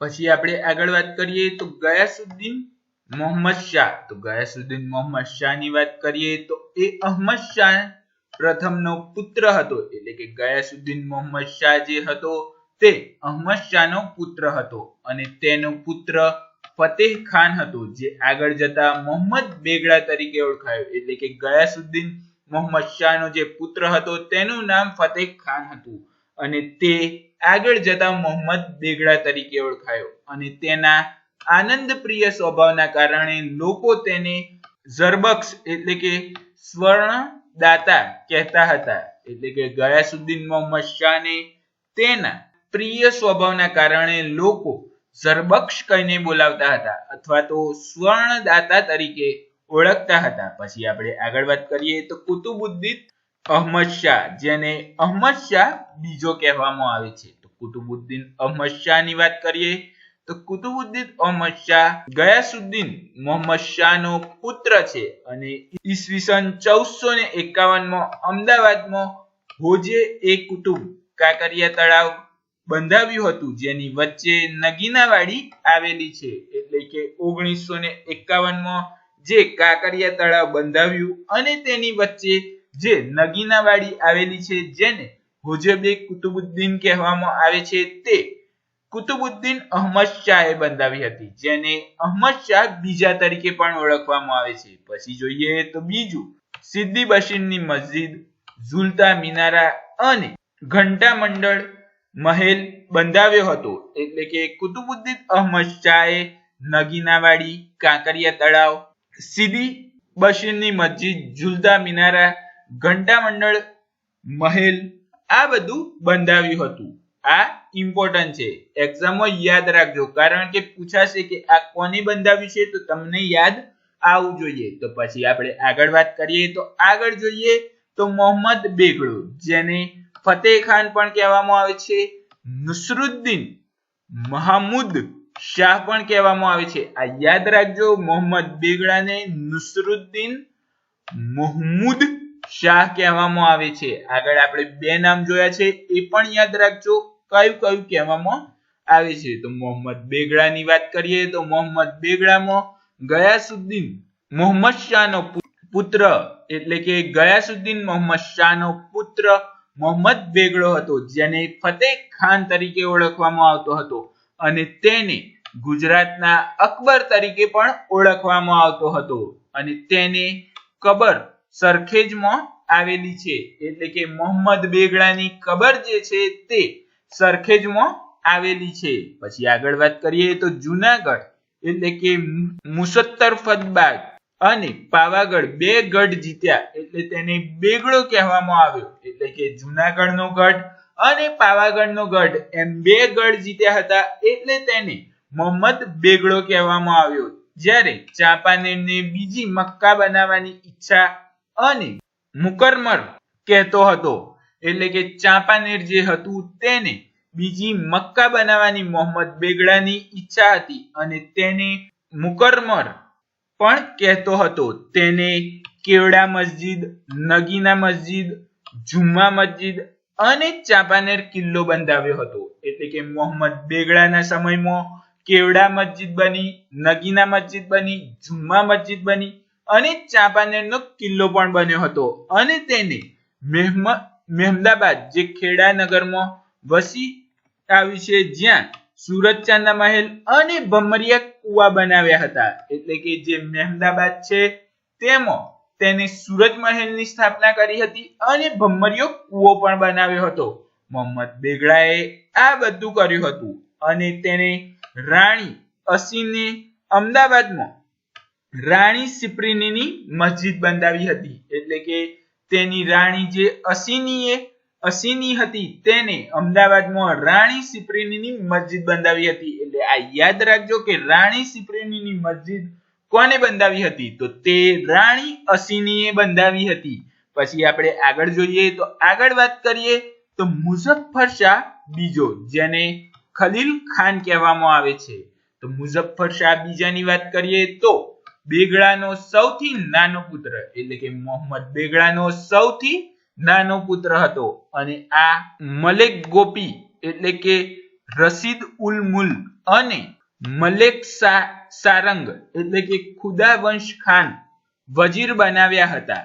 એટલે કે હું ખલીલ ખાન કહીશ તો ખલીલ ખાને મલેકે ગોપી અને મલેકે સારંગ નામના બે વજીર બનાવ્યા હતા, જેમનું સાચું નામ હતું રશીદ ઉલ મુલ્ક અને ખુદાવંશ ખાન. પછી આપણે આગળ જોઈએ તો તેને શમસુદ્દીન લકબલ અને અમુનસ કુનસિયા નામ ધારણ કરીને પોતાના નામના સિક્કા બનાવ્યા હતા. એટલે કે જે ખલીલ ખાન હતો તેને શમસુદ્દીન લકબલ અને અબુનસ કુનસિયા નામ ધારણ કરીને પોતાના નામના સિક્કા પડાવ્યા હતા, અને ગુજરાતના લોકોએ સંત સુલતાન તરીકે ઓળખાતો હતો. એટલે કે ગુજરાતના લોકો માટે જે ખલીલ ખાન હતો તે સંત સુલતાન તરીકે ઓળખાતો હતો. તેને કુરાન મોઢે હતી, એટલે કે ખલીલ ખાનને પોતાની આખી કુરાન મોઢે હતી. પછી આગળ વાત કરીએ તો દુકાળ પડતા પ્રજાનું દુઃખ સહન ન કરતા તેના આઘાતથી તે મૃત્યુ પામ્યો. એટલે કે જે ખલીલ ખાન હતો તેના સમયમાં દુકાળ પડ્યો અને તે પ્રજાનું દુઃખ સહન કરી ન શક્યો, અને તેના આઘાતથી તે મૃત્યુ પામ્યો હતો. પછી આપણે આગળ વાત કરીએ તો આગળ જોઈએ તો સિકંદર શાહ. તો સિકંદર શાહની વાત કરીએ તો મુઝફ્ફર શાહને બે પુત્રો હતા, એક હતો સિકંદર શાહ અને બીજો હતો બહાદુર શાહ.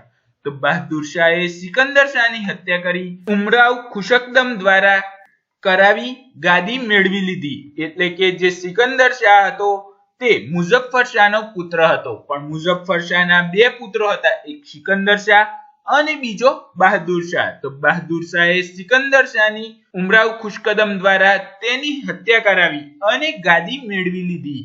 પછી આપણે આગળ વાત કરીએ તો આગળ જોઈએ તો બહાદુર શાહ। તો બહાદુર શાહની વાત કરીએ તો મુગલમાં બહાદુર શાહ હુમાયુના સમકાલીન હતો, એટલે કે મુગલ શાસક જે ચાલતું હતું તેમાં બહાદુર શાહ જે બાદશાહ હતો તે હુમાયુના સમકાલીન હતો અને તે ગુજરાતની મુસ્લિમ સ્વાતંત્ર્ય સત્તાના પાટણથી શરૂઆત કરી હતી। એટલે કે બહાદુર શાહે ગુજરાતમાં મુસ્લિમ સ્વાતંત્ર્ય સત્તાની પાટણથી શરૂઆત કરી હતી અને તેના દરબારી પ્રસિદ્ધ કવિ બોજુ બાવરા, જેમને પંડિત વૈજનાથ મિશ્ર પણ કહેવામાં આવે છે, એટલે કે બહાદુર શાહના સમયમાં પ્રસિદ્ધ કવિ એવા બોજુ બાવરા પણ થઈ ગયા છે। પછી આપણે આગળ વાત કરીએ તો મોહમ્મદ શાહ ત્રીજો। તો મોહમ્મદ શાહ ત્રીજાની વાત કરીએ તો બહાદુર શાહનો ભાણેજ છે, એટલે કે જે બહાદુર શાહ હતો તેનો ભાણેજ મોહમ્મદ શાહ ત્રીજો હતો। તેને વાટા પદ્ધતિ બંધ કરાવી હતી, એટલે કે જે વાટા પદ્ધતિ હતી તે બંધ કરાવી હતી, જે અહમદ શાહે શરૂ કરાવી હતી। અહમદ શાહે શરૂ કરાવી હતી જે વાટા પદ્ધતિ એ મોહમ્મદ શાહ ત્રીજાએ બંધ કરાવી હતી। મોહમ્મદ શાહ ત્રીજાએ હરણોની જાળવણી માટે મહેમદાબાદમાં ઉદ્યાન બનાવડાવ્યું હતું, એટલે કે જે મોહમ્મદ શાહ ત્રીજો હતો તેને હરણોની જાળવણી માટે મહેમદાબાદમાં એક ઉદ્યાન બનાવડાવ્યું હતું, જેમાં હરણોની સાચવણી થઈ શકે। પછી આપણે આગળ જોઈએ શહુદુદ્દીન મોહમ્મદ શાહ ત્રીજો। તો શહુદુદ્દીન મોહમ્મદ શાહ ત્રીજામાં ખાલી એક જ વસ્તુ યાદ રાખવાની છે, જન્મ દિવસે જ એના પીણામાં ઝેર નાખીને મારી નાખવામાં આવ્યો હતો અને તેના જન્મ દિવસના દિવસે તેના પીણામાં ઝેર નાખીને મારી નાખ્યો હતો। પછી આપણે આગળ વાત કરીએ તો અહમદ શાહ ત્રીજો। તો અહમદ શાહ ત્રીજાની વાત કરીએ તો તેના સમયમાં પોર્ટુગીઝોએ દમણ પર વેપાર કરવાની પરવાનગી આપી હતી, એટલે કે અહમદ શાહ ત્રીજાના સમયમાં પોર્ટુગીઝો જે હતા તેમને દમણ બંદર પર વેપાર કરવાની છૂટ આપવામાં આવી હતી, એટલે કે પરવાનગી આપી હતી। પછી જોઈએ તો મુઝફ્ફર શાહ ત્રીજો। તો મુઝફ્ફર શાહ ત્રીજાની વાત કરીએ તો તે ગુજરાતની સ્વાતંત્ર્ય સલ્તનતનો છેલ્લો રાજા છે, એટલે કે મોહમ્મદ શાહ જે છે તે ગુજરાતની સ્વાતંત્ર્ય સલ્તનતનો છેલ્લો રાજા છે। આના પછી અકબરે ગુજરાત પર ચડાઈ કરી અને ગુજરાત પર કબજો કર્યો, એટલે કે મુઝફ્ફર શાહ ત્રીજો હતો તેના સમયમાં અકબરે ગુજરાત પર ચડાઈ કરી અને ગુજરાત પર અકબરનો કબજો થઈ ગયો, એટલે ગુજરાતની સ્વાતંત્ર્ય સલ્તનતનો અંત આવ્યો અને મુઝફ્ફર શાહ ગુજરાતની સ્વાતંત્ર્ય સલ્તનતનો છેલ્લો રાજા થયો। હવે આપણે અકબરે ગુજરાત પર ચડાઈ કરી પછી શું કાર્યો કર્યા તેની વાત કરીએ। તો ચાલો હવે આપણે આગળ વધીએ। તો આગળ જોઈએ તો હુમાયુની વાત કરીએ તો બાબરના મૃત્યુ પછી પુત્ર હુમાયુના શાસન સમયે બનેલી જમા મિર્જાએ બળવો કર્યો, પણ તે હુમાયુથી બચવા ગુજરાતમાં બહાદુર શાહની શરણે ગયો। આમ બહાદુર શાહ અને હુમાયુ વચ્ચે મંડસોર યુદ્ધ થયું, તેમાં બહાદુર શાહ હાર્યો અને મિર્ઝા અશ્કરીની ગુજરાતનો વહીવટ સોંપ્યો, પરંતુ બહાદુર શાહ સત્તા પાછી મેળવી। એટલે કે હુમાયુ જે હતો તે બાબરના મૃત્યુ બાદ તેના પુત્રને હુમાયુ શાસન સમયે બનેલી જમાન મિર્ઝાએ બળવો કર્યો, એટલે કે જમાન મિર્ઝા જે હતો તેને બળવો કર્યો, પણ તે હુમાયુથી બચવા, એટલે કે હુમાયુથી બચવા માટે ગુજરાતમાં આવ્યો અને ગુજરાતમાં બહાદુર શાહની શરણે ગયો, પરંતુ બહાદુર શાહ અને હુમાયુ વચ્ચે મંડસોરનું યુદ્ધ થયું, જેમાં બહાદુર શાહ હાર્યો અને મિર્ઝા અશ્કરીને ગુજરાતનો વહીવટ સોંપ્યો, પરંતુ બહાદુર શાહ સત્તામાં પાછા આવવા વ્યવસ્થા શેરશાહ સૂરીને ફરી યુદ્ધ કરીને તે પાછા સત્તામાં આવી ગયા। પછી આપણે આગળ વાત કરીએ તો અકબરની વાત કરીએ તો અકબરના સમયમાં ગુજરાતની વાત કરીએ, મુઝફ્ફર શાહ ત્રીજાના સેનાપતિ ઇતિમાદ ખાન એ સત્તાની લાલચે અકબરની ગુજરાત પર આક્રમણ કરવા બોલાવ્યો. એટલે કે મુઝફ્ફર શાહ ત્રીજાના જે સેનાપતિ હતા ઇતિમાદ ખાન, તેને સત્તાની લાલચ આપીને અકબરને ગુજરાત પર આક્રમણ કરવા બોલાવ્યો અને અકબરે ગુજરાત જીતી ઇતિમાદ ખાનને ગુજરાતનો સૂબો બનાવ્યો. એટલે કે અકબરે ગુજરાત જીતી લીધું અને ઇતિમાદ ખાન જે હતા તેમને ગુજરાતના સૂબા બનાવ્યા. પછી અકબરે સૌપ્રથમ ખંભાત પાસે સમુદ્ર દર્શન કર્યું. એટલે કે અકબરે પ્રથમવાર સમુદ્ર ખંભાતમાં જોયો. એટલે કે ખંભાત તે ગયા તે વખતે તેમને સમુદ્ર દર્શન કર્યું. એના પછી આગળ જતા મિર્ઝા અજીઝ કોકા ની સૂબો બનાવવામાં આવ્યો. એટલે કે અકબરે પછી આગળ જતા મિર્ઝા અજીઝને ગુજરાતનો સૂબો બનાવી દીધો. પછી જોઈએ તો તેના સમયમાં રાજા તોડલમેલ વાટા પદ્ધતિ ફરી અમલમાં મુકાઈ. એટલે કે તેના સમયમાં રાજા તોડલમેલ બનાવવામાં આવ્યો અને જે વાટા પદ્ધતિ બંધ કરવામાં આવી હતી તે ફરી અમલમાં મુકાઈ અને મિર્ઝા આઝીઝ કોક અને સુલતાન મુઝફ્ફર શાહ ત્રીજા વચ્ચે બુચર મોરીનું યુદ્ધ થાય છે, જેમાં જામનગરના રાજા મુઝફ્ફર શાહ ત્રીજાની મદદ કરતા શહીદ થાય છે. આ યુદ્ધમાં ધ્રોલર યુદ્ધ તરીકે પણ ઓળખવામાં આવે છે. એટલે કે અકબરના સમયમાં મિર્ઝા અઝીઝ કોક અને સુલતાન મુઝફ્ફર શાહ ત્રીજા વચ્ચે બુચર મોરીનું યુદ્ધ થાય છે, જેમાં જામનગરના રાજા મુઝફ્ફર શાહ ત્રીજાની મદદ કરતા તે શહીદ થાય છે. એટલે કે તે શહીદ થઈ ગયા હોય છે અને આ યુદ્ધને ધ્રોલર યુદ્ધ તરીકે પણ ઓળખાય છે. પછી આપણે આગળ વાત કરીએ તો અકબર શહીદ થાય છે. પછી જહાંગીરની સત્તા આવે છે, જેને સલીમ તરીકે પણ ઓળખવામાં આવે છે. તો તેની વાત કરીએ તો તે જોઈએ તો સત્તામાં આવતા મિર્ઝા અઝીઝ કોકના સ્થાને સરદાર કુલીજ ખાનને ગુજરાતનો સૂબાપદ આપવામાં આવે છે. એટલે કે અકબરની જગ્યાએ જહાંગીર સત્તામાં આવ્યો એટલે મિર્ઝા અઝીઝ કોકના સ્થાને સરદાર કુલીજ ખાનને ગુજરાતનો સૂબો બનાવી દેવામાં આવે છે. એટલે જહાંગીરે પણ ખંભાતમાં પ્રથમવાર દરિયો જોયો હતો. એટલે કે જહાંગીરે પણ દરિયો પ્રથમવાર ખંભાતમાં જ જોયો હતો. પછી અમદાવાદને ગર્દાબાદ ધુલિયું શહેર કહ્યું છે. એટલે કે જહાંગીરે અમદાવાદને ગર્દાબાદ એટલે કે ધુળિયા શહેર તરીકે પણ ઓળખાયું છે.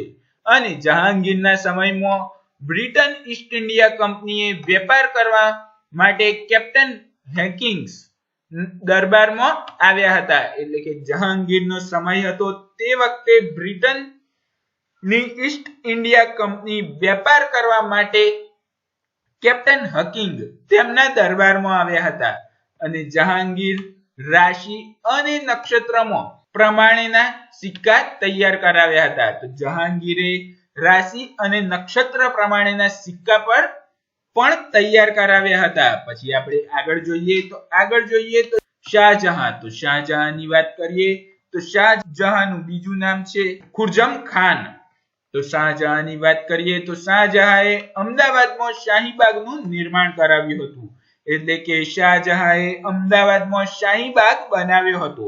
જ્યારે શાહીબાગમાં સૂબા નહીરમ ખાને બાદશાહના કહેવાથી ગુજરાતમાં ઈલામી સંવત બંધ કરાવી હતી. એટલે કે શાહજહાંના સૂબા નહીર ખાને બાદશાહને કહ્યું હતું કે ગુજરાતમાં ઇલાહી સંવત બંધ કરો. તેથી શાહજહાંએ ત્યાં બંધ કરાવી હતી. પછી આગળ જોઈએ સત્યશીયો દુષ્કાળ ગુજરાતમાં પડ્યો હતો. એટલે કે શાહજહાંના સમયમાં સત્યશીયો દુષ્કાળ ગુજરાતમાં પડ્યો હતો. પછી આપણે આગળ જોઈએ તો આગળ વાત કરીએ તો ઔરંગઝેબ. તો ઔરંગઝેબના સમયમાં ગુજરાતમાં શું થયું હતું તેની વાત કરીએ તો ઔરંગઝેબના સમયમાં ગુજરાતની વાત કરીએ તો ઔરંગઝેબનો જન્મ ગુજરાતના દાહોદમાં થયો હતો. એટલે કે ઔરંગઝેબ તેમનો જન્મ થયો તે દાહોદમાં થયો છે. પછી આપણે આગળ જોઈએ તો પોતાના સસરા શાહનવાઝ ખાન સફરવી ને ગુજરાતનો સૂબો બનાવ્યો. એટલે કે ઔરંગઝેબે પોતાના જ સસરા શાહનવાઝ ખાન સફરીને ગુજરાતનો સૂબો બનાવ્યો. સફરીને ગુજરાતનો સૂબો બનાવ્યો.